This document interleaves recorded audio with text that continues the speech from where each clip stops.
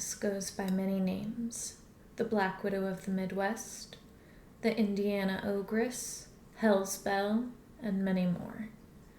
Her crime spree is hard to pinpoint exactly, but tragedy seemed to follow her wherever she went. She survived at least 4 fires, the loss of several children, and the trials of widowhood. The people of LaPorte, Indiana, admired her for her quiet strength and pitied her for the hardships she endured. But after a house fire revealed a mass grave, the town's sympathy quickly turned to shock and anger. Hey everyone, and welcome to the Crafty Crimes podcast. Today we will be covering the infamous case of Belle Gunness, America's first female serial killer. While we discuss her rather extensive rap sheet, I am going to be making the second item for my giveaway, which is going to be a bloody knife. As always, I will link the pattern in the description below. I did a test of the pattern before I started recording today, just so I could see how it comes out. And obviously I have to clean it up a bit, but there she is. It's super cute and it's supposed to be double-sided. So we're going to be making the other side today. But without further ado, get comfy and grab your crafting supplies with me. Belle Gunness was born Brynhild Paulsdottir Storset on November 11th, 1859 in the village of Selba, Norway. Brynhild was one of 8 children. She is listed as a notable person on the town's Wikipedia page. Selba became an official municipality in 1838 and currently boasts a population of 4,100 people. Her father, Paul Storset, was a stonemason who owned a small farm, and her mother was a homemaker. Brynhild and her siblings were expected to work to keep the farm running well, resulting in Brynhild being remarkably strong and stocky. That's all that's really been said about her childhood. Farm life is very much a hard life, but her life was no more or less difficult than anybody else living through that time period. Now, it's rumored that at the age of 18, Brynhild became pregnant with her first child. The pregnancy sadly ended in a miscarriage when she was punched in the stomach at a dance hall. To make matters worse, the man who assaulted Brynhild was never arrested. This story was never confirmed, but nonetheless, several people point to this incident as the start of her murderous fantasies. In 1881, when Brynhild was 21, she made the journey to Chicago, Illinois, which had a booming Norwegian population at the time. Once there, she moved in with her sister, Anna, Anna's husband, John Larson, and their children. Now in the United States, Brynhild adopted the name Bella Storset. Soon after her move, Bella met a department store night watchman named Mads Sorensen. Mads Sorensen was born on October 26, 1854, in Drammen, Norway. He was one of 11 children. It's unclear when he immigrated to the United States, but the two would marry in 1884 and enjoyed married life together for the next 15 to 16 years. Unable to conceive together, the Sorensens would foster children in the area. Bella was especially infatuated with Jenny Olsen, the neighbor's infant daughter. When Mrs. Olsen died around 1890, Bella took over full care of Jenny. She is the only child of Belle's that would survive into adulthood. 2 other infants that Bella fostered did not live past infancy. and they both died under mysterious circumstances. Baby Caroline died in 1896, and baby Alex died in 1898, both of them to acute colitis. Acute colitis could have just been something they caught, or it could be indicative of poisoning. And in this case, we will never know, but I happen to believe that these two babies were the first two murders. Do you remember how I said that Bella had lived through at least 4 fires? Well, there actually is some debate about that. Some sources say that she had set 2 previous house fires before the one in 1895. And some sources only say that there was 1. But regardless, her home did burn down to basically nothing but ash in 1894. And her and Mads collected on that insurance policy and used that money to buy a candy store. The next confirmed fire that she set was in 1895. The candy store that she and Mads had bought and owned the year before caught fire, giving the couple yet another insurance payout. Bella claimed that a lamp had exploded in the store with her and Jenny inside, but when firefighters investigated the store, they couldn't find any evidence of the exploding lamp. Thankfully, these early fires that Belle had set resulted in no one getting hurt and with insurance payouts, so they were at least able to pick up the pieces. And with their next payout, the family bought a home in Austin, Illinois, and that is where they would stay until Bella's story picks back up in 1900 when her husband Mads dies. If you ask me, Bella never really loved Mads. I think she loved that he provided a quiet, comfortable life for them and their family. And I say this because Bella had pushed Mads to take out 2 life insurance policies. Mads had an insurance policy worth close to $3,000, but because Bella was greedy, she decided that that wasn't enough and that he needed a larger policy. So he had set up another insurance policy with a higher amount to start in July of 1900. The first policy would lap July 31st, and the second policy would start July 30th, which meant that there was only one specific day that both policies would be active at the same time. And wouldn't you know it, that one specific day, an otherwise perfectly healthy Mads Sorensen dropped dead.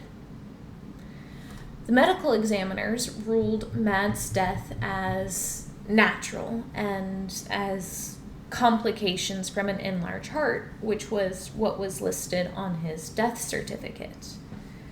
One of the medical examiners would later say, after the fire in LaPorte, that he knew Mads hadn't died of complications from an enlarged heart, and that the doctor he was working with at the time had asked him to falsify the death certificate.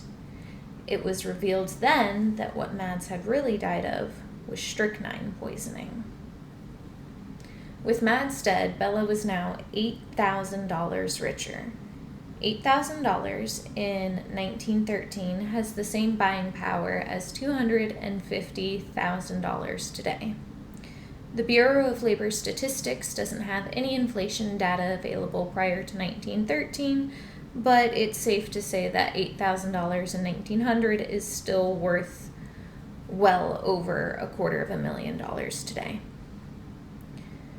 With her newfound wealth, Bella bought a farm in LaPorte, Indiana that had previously served as a brothel.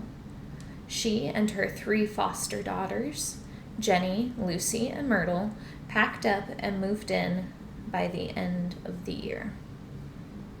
With the new home came a new identity.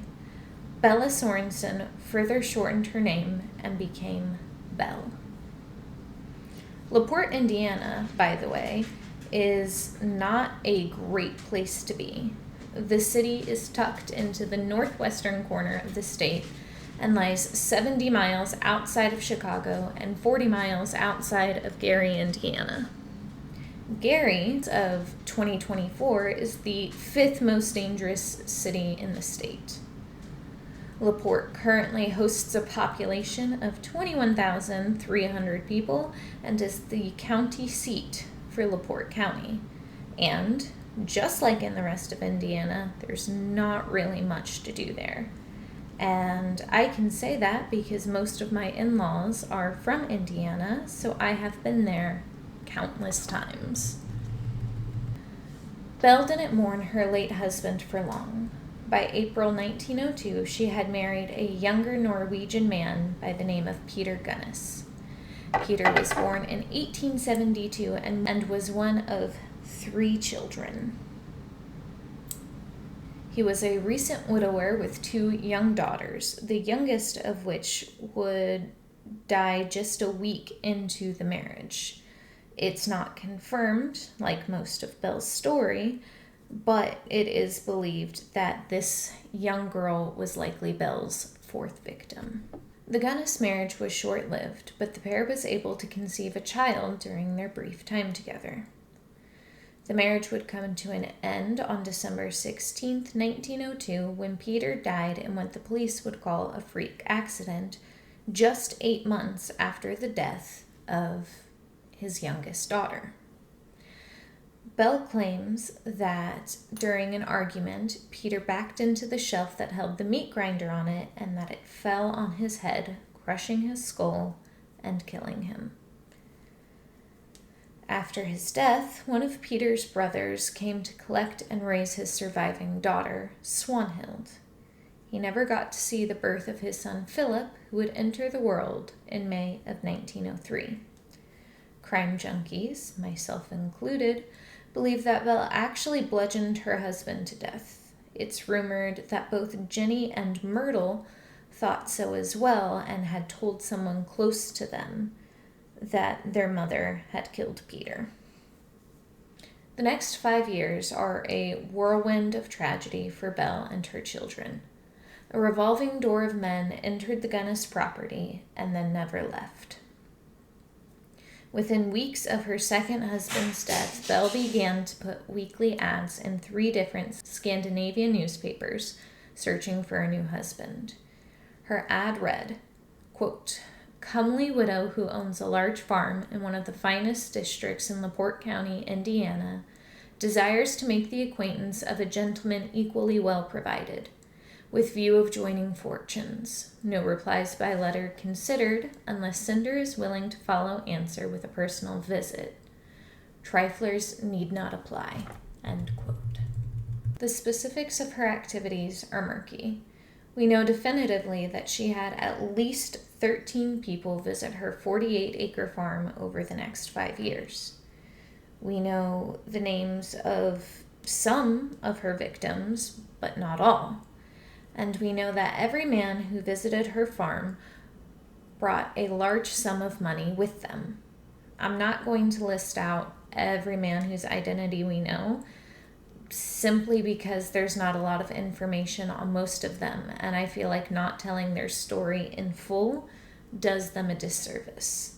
The men who lost their lives at the hands of the Black Widow of the Midwest are more than just her victims and lived a full life outside of her. The long and short of these men is that they came from all over the U.S. and they all brought anywhere between $500 to $5,000 with them.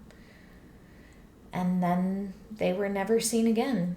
When family members would write to Belle to ask about their loved ones and what happened and where they went, she would simply write back that they had left and moved on to some other Midwestern town, and she didn't know anything else about it.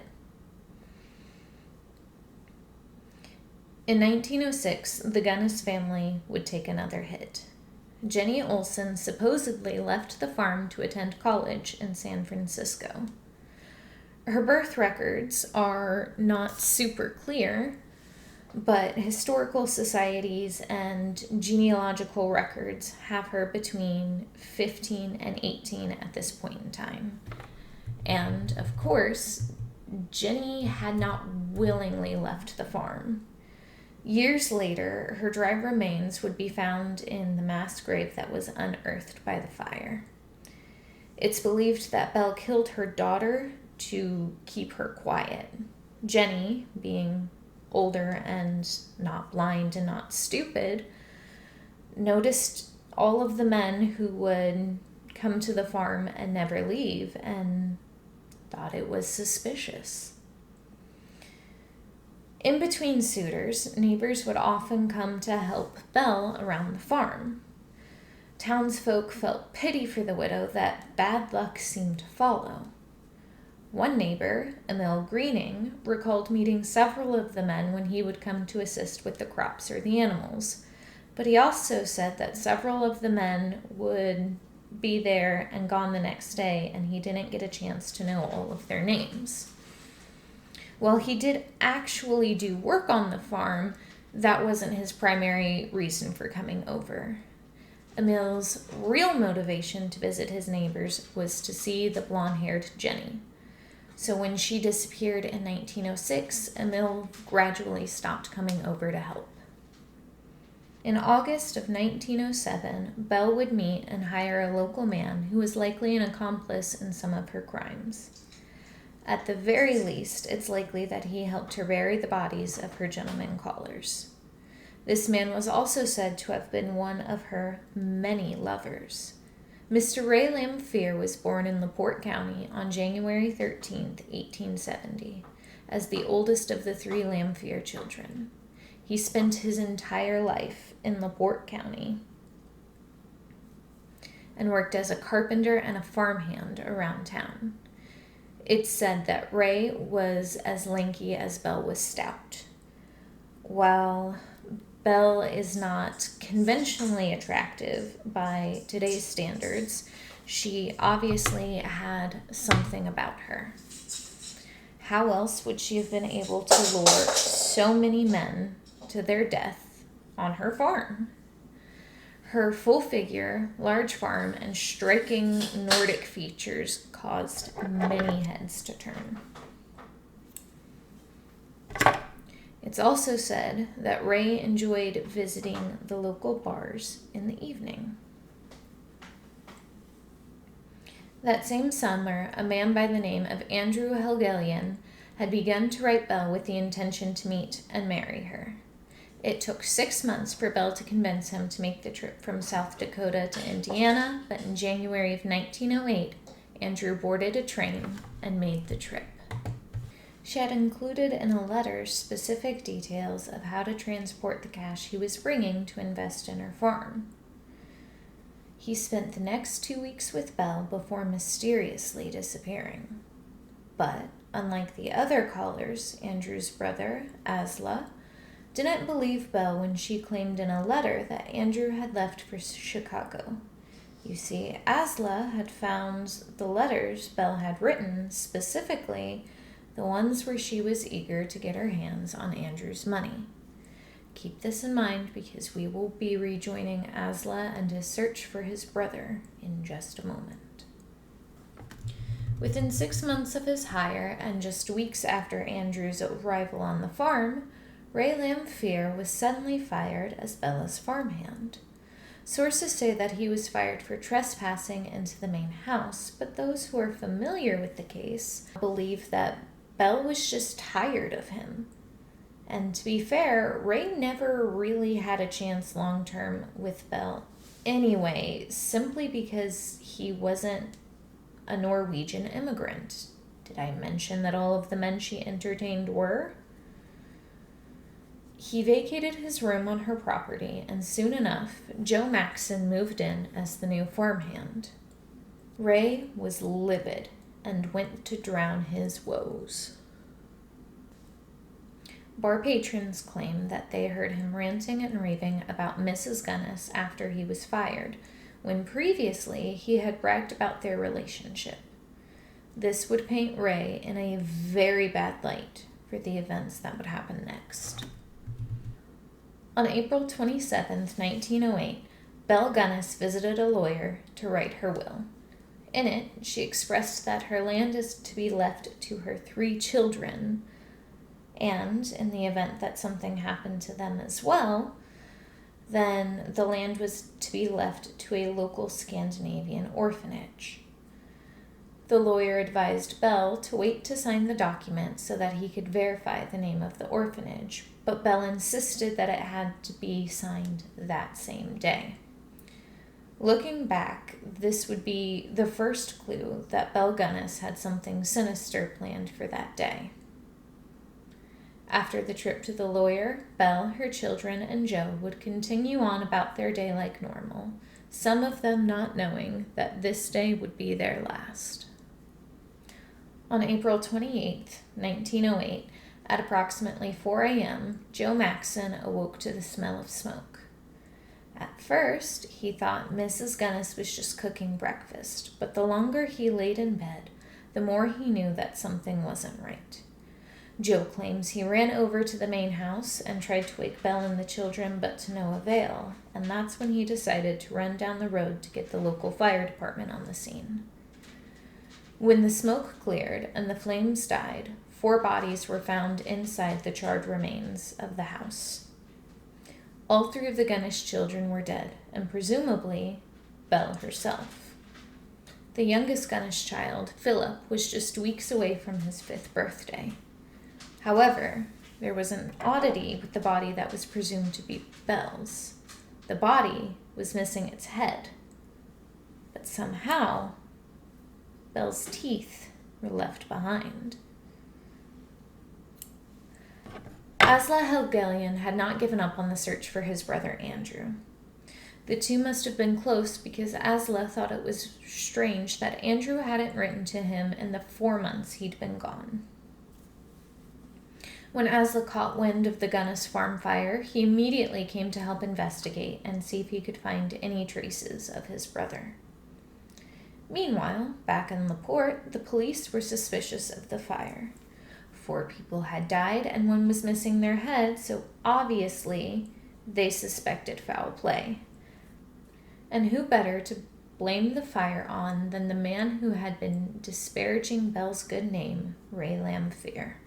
Ray maintained his innocence to the bitter end, saying that while he was mad at Belle for using him and then firing him, he did not set her house on fire and he did not kill her or the children. Neighbors, however, claimed to have seen Ray slinking near the farm and on McClung Road late that night and early in the morning hours of April 28th. Ray was convicted of arson, but not murder, on November 26th, 1908. He died in Michigan City Prison of tuberculosis on December 30th, 1909. Michigan City, by the way, is still in LaPorte County, Indiana. On May 8th, 1908, over a dozen more bodies were found buried on the McClung Road farm, thanks in part to Asla Helgelian. That day, Asla had showed up in town and asked locals if they had seen his brother around the Gunness farm. Andrew was not the only suitor the townspeople had remembered seeing. They were able to name over a dozen more men and said they remembered seeing even more than that. That was all Asla needed to hear. He made his way to the farm and with Joe's blessing began to dig. He started near the hog pen. Joe had told Asla that he and Mrs. Gunness had buried some trash there a few months back. It didn't take long for Asla to uncover the body of his brother, Andrew. Over the next several weeks, investigators and volunteers continued to excavate the farm. Newspapers across several states ran with the story, reporting as quickly as they could. The newspapers who ran Belle's matrimonial ads were under investigation as well. All in all, 14 more bodies were uncovered, not including the bodies of the Gunness family from a month prior. Among those bodies were Andrew Helgelian and Jenny Olsen Gunness, who had disappeared in 1906, as well as an unknown young girl and a prepubescent boy. Belle's head was never found, which is the primary reason Ray Lamphere was only charged with arson. It's hard to prove a murder took place when there's no positive ID on the victims. As for the children, well, no official cause of death is listed, at least not that I can find. I can only hope that those poor kids died of smoke inhalation and stayed asleep. Now, believe it or not, the story of Hell's Belle isn't over yet. There are a multitude of people online, and even people from the time this atrocity took place, who believe Belle did not die in that fire, meaning that she killed her children. You see, the teeth that they identified as Belle's were dentures, which means that it would have been super easy for her to just pop them out and escape. Not only that, but the head was never found, and it's claimed that the body proportions of the woman found in the fire didn't match the body proportions of Belle. And to be totally fair, these accusations alone do give the theory some credit, but it leaves the burning question: if she didn't die in the fire, where did she go? Belle has presumably been killing and collecting on insurance money since her early to mid-20s, depending on how many fires you believe she set prior to the candy store. If this final fire was her escape plan, then it would make sense that she didn't stick around to cash in on this one specific policy. However, I think it's unreasonable to assume that she just stopped killing and committing fraud altogether. A zebra can't change its stripes, and likewise, the vast majority of serial killers don't stop unless you make them stop. Even if she changed her name and moved, this case was publicized enough that most of the Midwest, at the very least, knew her name, knew her crimes, and knew her face. So if she did use this fire to escape, where did she go, and why haven't we heard anything more about missing Norwegian men? The Gunness children and the headless body were buried in a LaPorte cemetery. While there are only 14 confirmed victims, it's widely believed that far more fell prey to Belle. Even if you discount the locals telling of dozens of men coming to LaPorte and never leaving, you can't deny the mysterious death of the 2 infants in her care and of her first husband, Mads Sorensen, or the brutal bludgeoning of her second husband, Peter Gunness. If we take into account the escape theory, then she has the death of her other 3 children on her hands as well, bringing her total body count up to at least 22 people. It's suspected, though, that she killed 40 or more. I believe Belle was able to get away with the things she did for a number of reasons. First, her targeted victims were immigrants, most of which probably didn't have a lot of family around to come looking for them. Secondly, it was the late 1800s and early 1900s. How good was investigative work really back then? How many times were investigations botched or bungled? And how much harder was it to get the right perp when DNA evidence and modern investigative techniques just weren't a thing yet? And finally, I think she got away with it because she was a woman. And I know this sounds sexist, but during this time period, equal rights didn't really exist, and women's suffrage hadn't even really started yet. Women were viewed as the weaker sex and seen as fragile. They very much relied on men to take care of them financially and physically.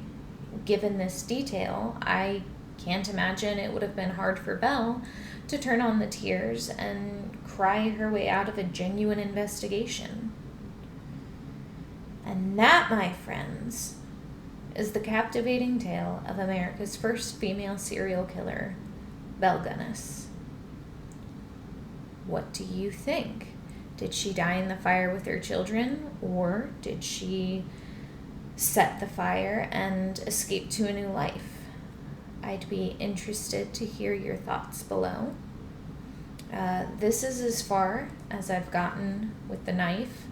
Not very far at all, but I have to keep referencing the pattern and counting stitches to make sure that, it's going right. But this is about what it'll look like when it's done. I'll finish it up off camera, so be looking for it on my socials, which are listed in the description box. And don't forget to be on the lookout for the giveaway that I will be hosting soon. I'll be sure to